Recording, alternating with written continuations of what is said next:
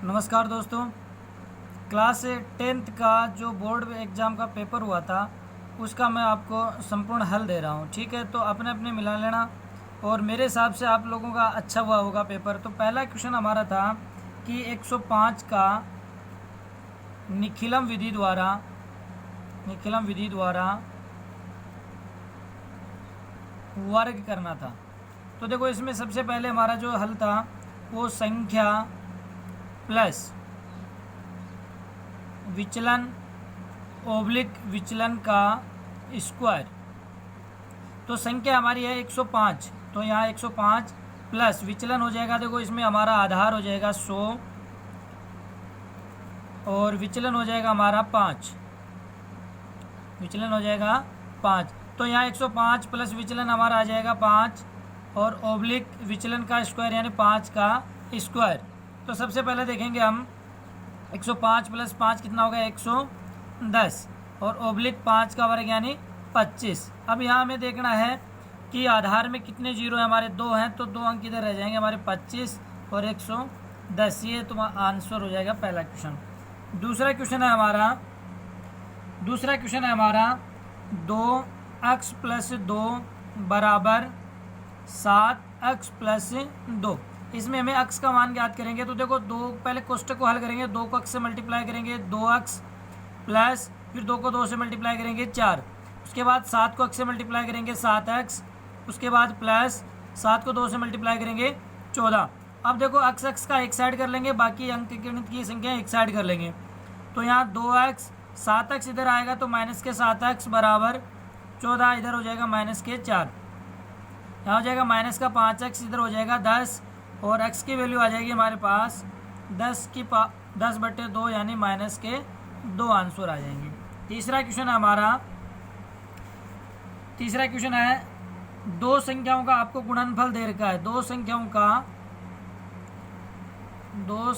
का गुणनफल बराबर हमें दिया हुआ है 12,960 और HCF हमें दिया हुआ है 18 और LCM हमसे पूछ रहा है। तो सबसे पहले हम क्या करेंगे, देखो सूत्र हमारा दो संख्याओं का गुणनफल बराबर HCF इंटू LCM यानी महत्तम समापवर्ती और लघुत्तम समापवर्ती। तो देखो, दो संख्याओं का गुणनफल हमें दिया हुआ है 12,960 बराबर HCF हमें दिया हुआ है 18, LCM को हम मान लेते हैं x की वैल्यू निकालेंगे तो इधर मल्टीप्लाई में, इधर आ जाएगा डिवाइड में। तो x बराबर हो जाएगा 12,960 डिवाइड 18, तो ये आंसर आ जाएगा आपका 720। तो LCM आ जाएगा 720। नेक्स्ट क्वेश्चन है हमारा 3 cos 30 डिग्री माइनस 4 cos की पावर 3 30 डिग्री। इसका हमें मान ज्ञात करना है। तो देखो, हमें क्या करना है, सबसे पहले cos 30 की वैल्यू रखेंगे हम। cos 30 की वैल्यू होती है हमारे पास √3/2 माइनस 4 cos 30 की वैल्यू √3/2 की पावर 3। अब देखो, यहाँ पर इसको मल्टीप्लाई करेंगे तो ये तो हो जाएगा 3√3/2 माइनस 4 √3 को 3 बार मल्टीप्लाई करेंगे तो यानी 3√3 2 का पावर हो जाएगा यानी 8। अब देखो, यहाँ से कैंसिल हो जाएगा, ये आ जाएगा 2। तो देखो, 3√3/2 माइनस 3√3/1 प्लस और एक माइनस कैंसिल होकर आंसर आ जाएगा हमारा 0। नेक्स्ट क्वेश्चन है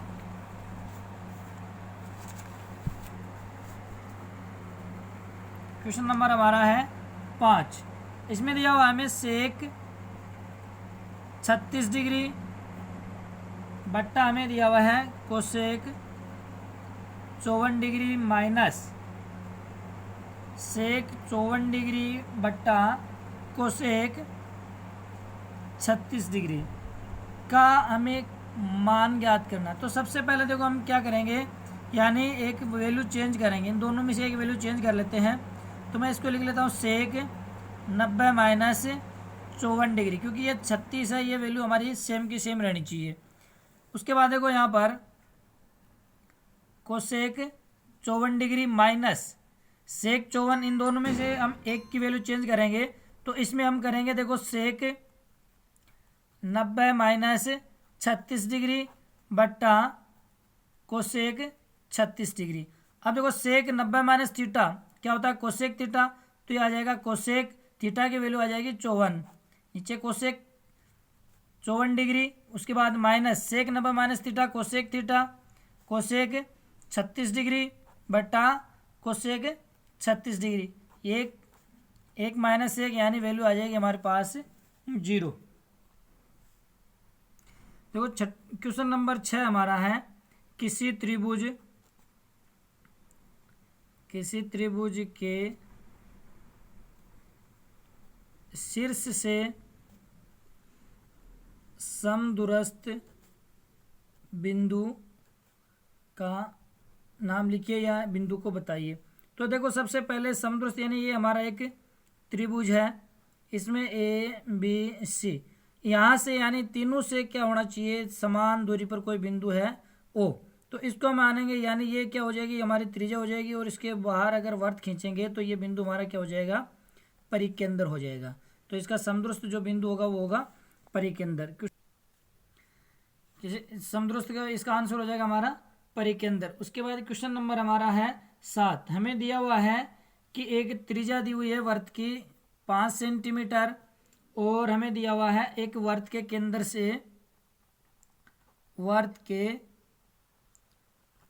केंद्र से कोई बिंदु है जिसकी दूरी हमें दे रखी है 13 सेमी, और हमें पूछ रहा है कि वर्त की जो स्पर्श रेखा की लंबाई पूछ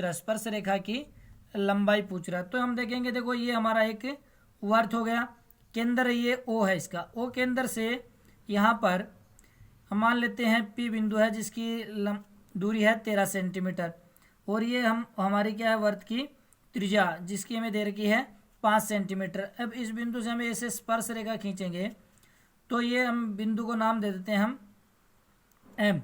तो हमें पूछ रहा है इस पी एम की लंबाई पूछ रहा है, तो देखो हमारे स्पर्श रेखा और त्रिज्या के मध्य हमेशा 90 डिग्री का कोण बनता है, तो यानी ये एक हमारा क्या हो गया एक समकोण त्रिभुज हो गया। तो समकोण ये तो हो गया हमारा आधार, ये हो गया लंब और ये हो गया कर्ण।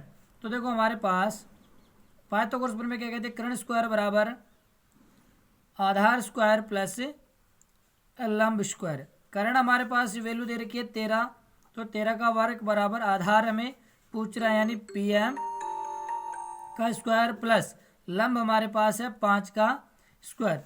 अब देखो हमारे पास 13 का वर्ग हो जाएगा 169 बराबर पी एम स्क्वायर प्लस 25, हमें पूछ रहा है पी एम का मान, तो पी एम स्क्वायर बराबर 169 माइनस 25 बराबर 144, तो पी एम की वैल्यू आ जाएगी रूट बराबर 12 सेंटीमीटर।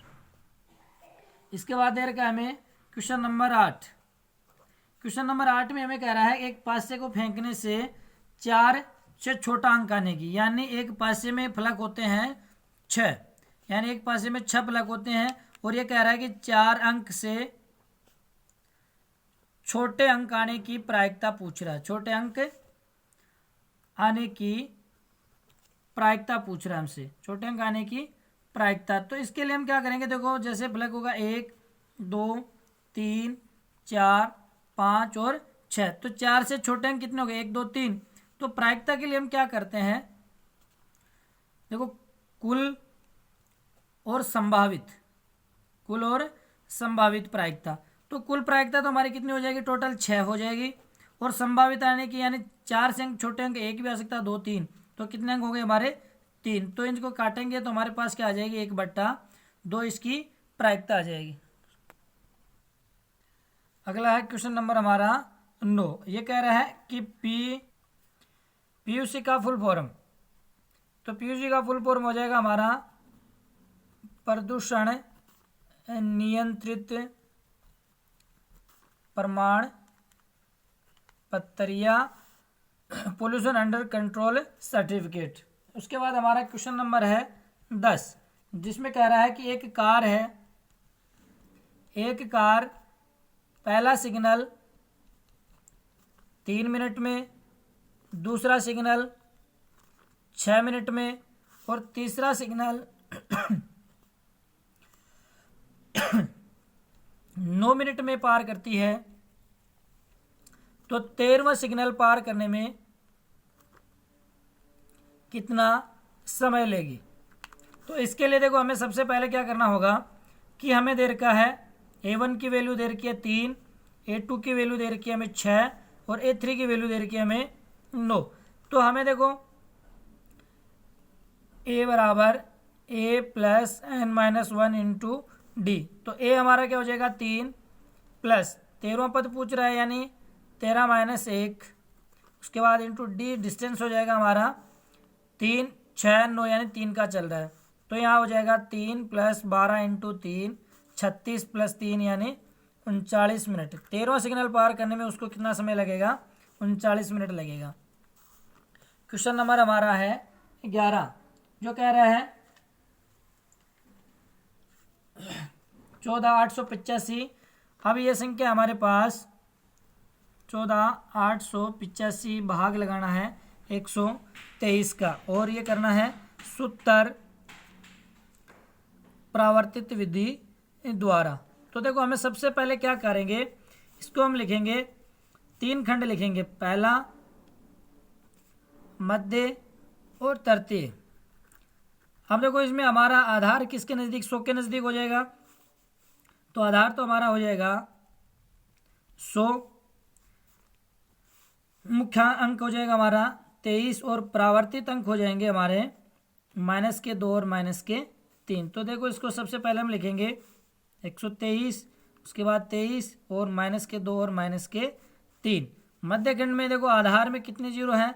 2। तो तीसरे खंड में हमें 2 अंक रखेंगे 8 और 5। बीच में जो मध्य खंड में बाकी संख्याएं हो गई। इसके बाद देखो सबसे पहले यहाँ पर जो संख्याएं हमारे पास ये 1 है, इसको हम सीधा का सीधा यहाँ ले लेते हैं। ये तो हो जाएगा हमारा भागफल, यहाँ आएगा शेषफल। तो 1 को यहाँ रख लेते हैं। 1 को क्या करेंगे? -2 और -3 से मल्टीप्लाई करेंगे तो -2 और -3। इसके बाद देखो 4 प्लस का है माइनस का 2 है तो यहाँ पर शेष आ गया हमारे पास 2। अब यहाँ 2 को -2 और -3 से मल्टीप्लाई करेंगे तो ये आ जाएगा -2 और यहाँ आ जाएगा -3। अब देखो -3 और -2 कितने हो गए? 5। 8 में से माइनस के। इसके बाद देखो यहाँ पर तो यहाँ 2 को -2 से मल्टीप्लाई करेंगे तो -4 और माइनस को 3 से मल्टीप्लाई करेंगे तो -6। अब यहाँ देखो -7 हो गए, यहाँ 8 हो गया तो यहाँ प्लस का 1 से ऐसे रह गया। अब 1 को हम 2 से करेंगे तो -2 हो गया और यहाँ -3। अब देखो माइनस के दोनों 8 से ये 0 हो जाएगा और यहाँ 5 में से -3 जाएंगे तो ये तो आ गया हमारा शेषफल और ये आ गया हमारा भागफल। अगला क्वेश्चन है हमारा 7/80 का शांत या अशांत पूछ रहा है हमें। 7/80 हमें लंबी विभाजन प्रक्रिया का बिना प्रयोग किए हुए। तो देखो सबसे पहले हम 80 के क्या करेंगे? गुणनखंड कर लेते हैं। तो 80 के जब गुणनखंड करेंगे हम तो ये आ जाएगा 40, 20, 10 और ये आ जाएगा 5। तो यानी जब भी हमारे पास कोई भी परिमेय संख्या 2 की पावर m इंटू 5 की पावर n के रूप में हो तो ये हमारी क्या हो जाती है? शांत हो जाती है। तो यहाँ पर देखो 2 की पावर भी आ रही है और 5 की पावर भी आ रही है, दोनों गुणनखंड आ रहे हैं तो यानी ये क्या हो जाएगी? हमारी शांत हो जाएगी। तो ये हमारे पास शांत हो जाएगी। अगला क्वेश्चन हमारा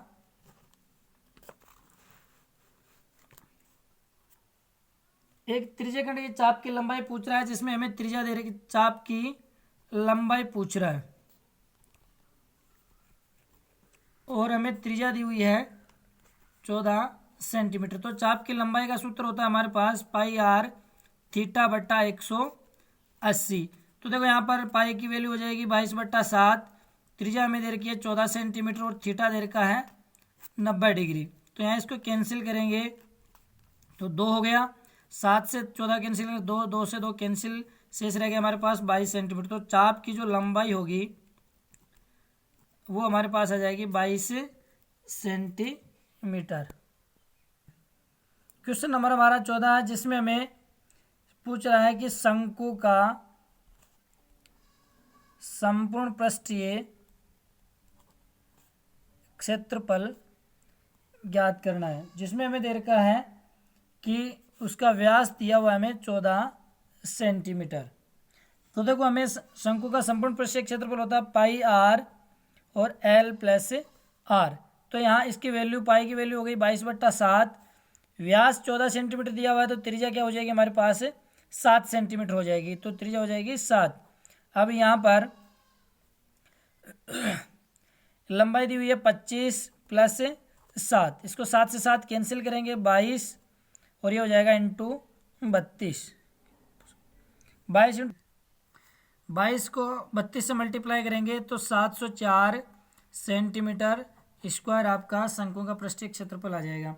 उसके बाद क्वेश्चन नंबर हमारा है 15। क्वेश्चन नंबर 15 कह रहा है कि 8 मीटर ऊंचा एक खंभा, यानी 8 मीटर हमें दिया हुआ है एक खंभा, जिसके ऊपर यहाँ पर हमें कैमरा लगा हुआ है, ठीक है। और ये कह रहा है कि इसकी जो कैमरे की जो दूरी है वो है 10 मीटर। तो इसके चारों ओर का जो एरिया है वो पूछ रहा है, क्षेत्रफल पूछ रहा है। तो सबसे पहले हम क्या निकालेंगे, यानी ये चीज़, ये एरिया निकालेंगे, ये हमें ज्ञात करवा रहा है। तो देखो ये हमारा सेंटर हो गया, केंद्र हो गया, तो ये हमारी क्या हो जाएगी, त्रिज्या हो जाएगी। तो इस त्रिभुज का, संपूर्ण त्रिभुज का हमें क्या निकालना पड़ेगा, आधार, जो हमारी क्या हो जाएगी, त्रिज्या हो जाएगी। तो पाइथागोरस प्रमेय के द्वारा हम क्या करेंगे, ए बी सी, यानी AC स्क्वायर बराबर BC square plus AB square. तो AC हमें दिया हुआ है 10 का स्क्वायर बराबर BC हमें ज्ञात करना है, और प्लस AB हमें दिया हुआ है 8 का स्क्वायर। तो BC स्क्वायर बराबर हो जाएगा 10 का स्क्वायर 100 माइनस 64 यानी 36। तो BC बराबर हो जाएगा 6 सेंटीमीटर, यानी ये आधार 6 सेंटीमीटर आ जाएगा, जो इसी चारों ओर एरिया के जो क्षेत्रफल है, तो त्रिज्या हमारे पास क्या आ जाएगी, 6 सेंटीमीटर। तो इसका हम क्षेत्रफल ज्ञात करेंगे, तो वर्ग का क्षेत्रफल ज्ञात करने का जो सूत्र होता है वो पाई आर स्क्वायर। तो 22/7 इंटू त्रिज्या हमारे पास हो गई 6 इंटू 6, इसको मल्टीप्लाई करेंगे 132 को हम 6 से मल्टीप्लाई कर लेते हैं, 6 दूनी 12, 13 78, 1 79, 792। 792 को डिवाइड करेंगे हम 7 से, तो हमारे पास आ जाएगा 7 एकम 7, उसके बाद 7 एकम 7, 2 7 21 पॉइंट 113.4 के समथिंग आपका आंसर आ जाएगा। उसके बाद आ जाएगा